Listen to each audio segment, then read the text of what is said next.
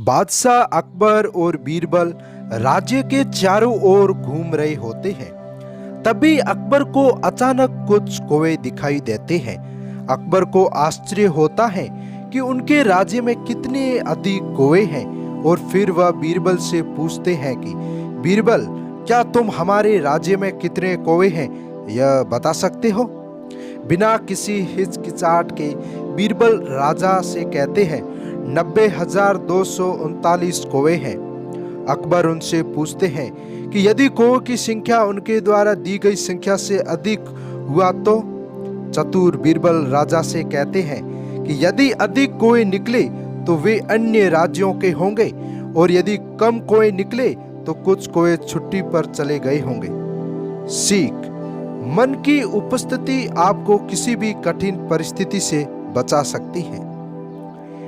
एक बार की बात है, राजा अकबर के राज्य में एक धनी व्यापारी को लूट लिया गया।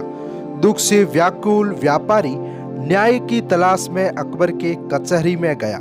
अकबर ने बीरबल से लुटेरे को खोजने में मदद करने के लिए कहा।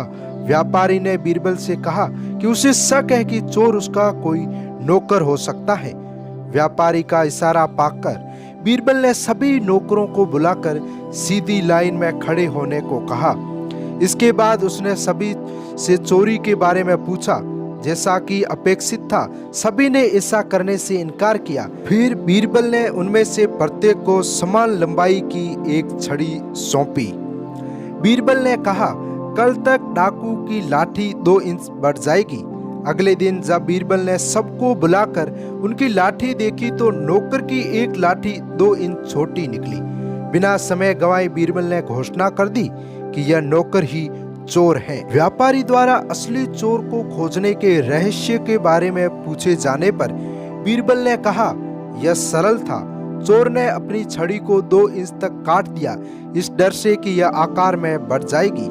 सीख: सत्य की हमेशा जीत होती है। अकबर को शिकार का बहुत शौक था। वह अपनी सेना के साथ पास के और दूर के जंगलों में लगातार यात्राएं करते थे। इस प्रक्रिया में कई जानवरों का शिकार किया गया। इससे ही एक मौके पर अकबर के साथ बीरबल भी गए थे। घने जंगल के अंदर जब वे तंबू गाड़ रहे थे और आराम कर रहे थे, अकबर ने 2 पक्षियों को जोर से शोर करते और लड़ते हुए सुना। अकबर ने कुछ हल्का मजा लेने के लिए पूछा, बीरबल, ये दोनों पक्षी किस बारे में बहस कर रहे हैं? बीरबल ने कहा, जहां पना वे दहेज की रकम तय कर रहे हैं। पहला एक दूल्हे का पिता है और दहेज के रूप में जानवरों के बिना 2 जंगल चाहता है। दूसरे है दुल्हन के पिता। वह कह रहा है कि वह दहेज के रूप में जानवरों के बिना केवल 1 जंगल दे सकता है। अकबर ने सुना और मुस्कुराया। पक्षियों ने अपनी लड़ाई जारी रखी। कुछ देर बाद अकबर ने फिर पूछा, बीरबल, अब ये क्या बातें कर रहे हैं?